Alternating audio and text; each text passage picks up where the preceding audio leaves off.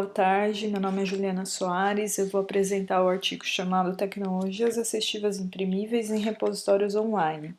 Aspectos a respeito de projetos baseados na impressão tridimensional neste âmbito.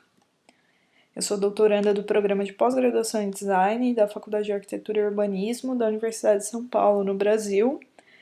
E o professor Paulo Eduardo Fonseca de Campos é meu orientador e coautor desse artigo. Então, é necessário introduzir o conceito de tecnologia assistiva para trabalhar com esse assunto. E ela é a área responsável pelo desenvolvimento de produtos e serviços voltados às pessoas com deficiência, visando uma maior autonomia e ampliação da sua independência, da independência dessa parcela populacional em seus afazeres cotidianos. Aqui um exemplo de uma tecnologia assistiva impressa para pessoas com dificuldade de preensão, né, de objetos menores, como um lápis. Então, esse é um adaptador. E o assunto que é correlacionado primordialmente à tecnologia assistiva, obviamente, é a deficiência e ela não pode deixar de ser tratada. Então, aqui há um breve panorama estatístico. Falando do Brasil, onde o estudo é situado, que é um país gigantesco, então os números não fogem a isso, né? Lá são quase 46 milhões de pessoas com alguma deficiência, segundo o método de autodeclaração. Esses são os números oficiais, né? Então, esse é o procedimento para coleta desses números, é com base, então, na autodeclaração, o que acaba incorrendo em alguns pequenos problemas, né, estatisticamente, porém, esse não é o foco do estudo. Isso representa aproximadamente 24% da população nacional, sendo a maioria mulher, né? E a impressão 3D mais a TA, que é o acrônimo de tecnologia assistiva. Segundo pesquisas de campo e vivência dos autores na área e referências, né, de estudos, são muito elevados os índices de rejeição e inadequação que esses produtos geralmente apresentam. E existem outras características correlacionadas, né? A dificuldade de uso, né? Que normalmente está ligada ao custo, eles são custosos, são onerosos e pouco disponíveis no mercado, além de apresentarem baixos graus de personalização. Tudo isso e outras características a mais não citadas aqui levam a esse alto índice de rejeição desse tipo de tecnologia. E a impressão 3D, que é um tipo de fabricação digital, essa modalidade, né, abarcada pela impressora 3D, ela vem se apresentando como uma alternativa possível ao desenvolvimento desse tipo de produto, por gerar processos mais personalizáveis no sentido de saída do produto, flexíveis, além de permitirem o usuário estar mais próximo desse processo, né? No caso, o desenvolvimento de produto através da impressão 3D ele não precisa ocorrer em um ambiente restrito de desenvolvimento de produtos ligado à escala industrial ou ligado a uma planta industrial. Então, ele pode ocorrer em um laboratório, como em um Fab Lab, que é um laboratório de fabricação digital, ou um Fab Lab que seja numa escola, num pequeno laboratório de uma escola, ou ambientes como estes.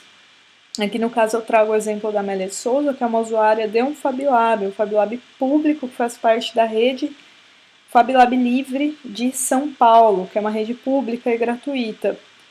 Ela desenvolveu produtos para uso culinário, porque após um acidente que deixou um braço imobilizado, né, então ela virou hemiplégica, ela não conseguia fazer tarefas simples que ela gostava, né, e fazia rotineiramente antes do acidente, como tirar a massa do bolo da cuia para refratária, né, para ir ao forno. Então, aqui é a foto de um desses produtos que ela desenvolveu. E o trabalho consistiu na exploração dos repositórios, né?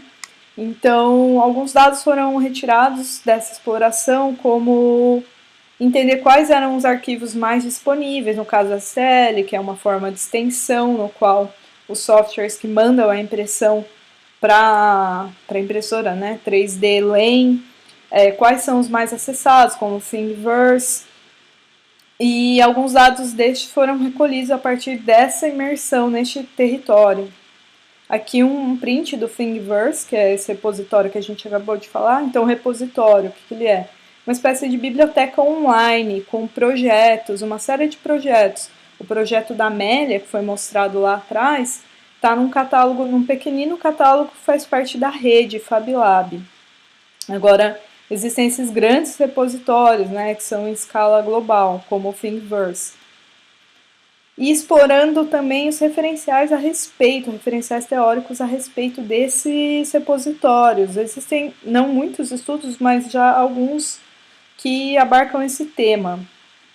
Então, um deles, que é um estudo de um autor inglês, na verdade de autores ingleses, né, que é o Hook, e seus colegas, eles vão tratar a respeito, né, do it yourself na tecnologia assistiva, e eles vão citar a impressão, as modalidades de fabricação digital, como a impressão 3D, né, como suportes possíveis, delineando já esse cenário com um alto potencial de utilidade e aceitação, né, por conta das questões ligadas a personalização e essa flexibilização estética, como ele chama, né?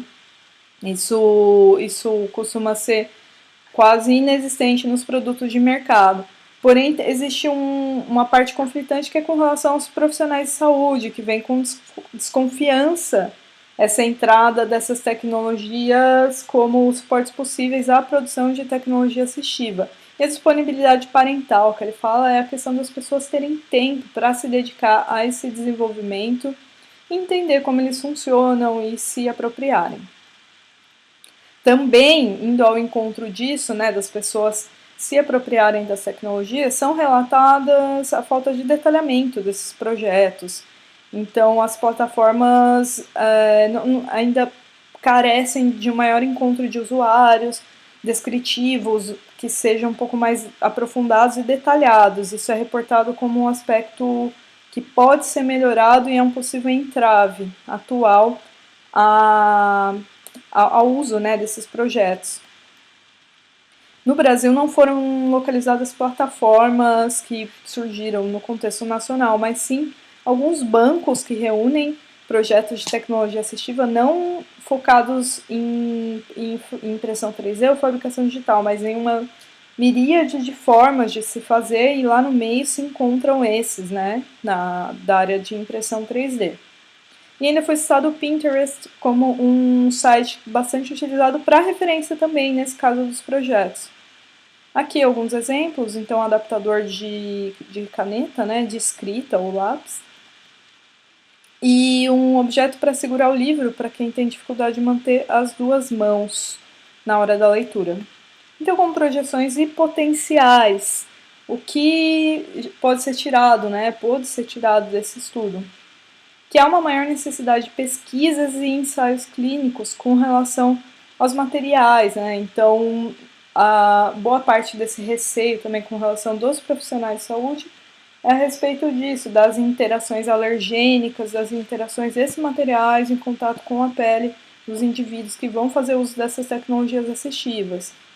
Há um grande potencial também na área de reparos, não somente de construção de um produto totalmente novo. O estímulo ao aprimoramento dos projetos pode ser um grande trunfo a partir da visibilização desses bancos. E a importância na customização, sem dúvida, é algo que é extremamente apontado pelos autores, e uma maior acessibilidade aos produtos assistivos a partir do momento que eles podem ser construídos em um ambiente externo da indústria. Então, como considerações finais, o que fica?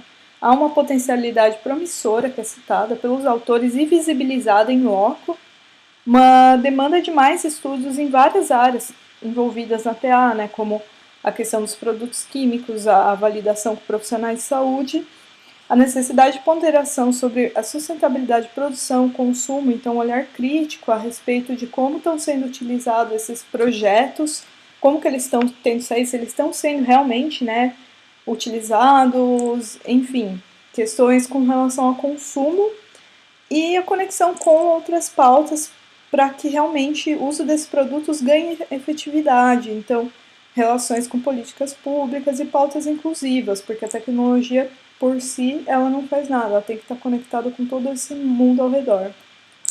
Muito obrigada.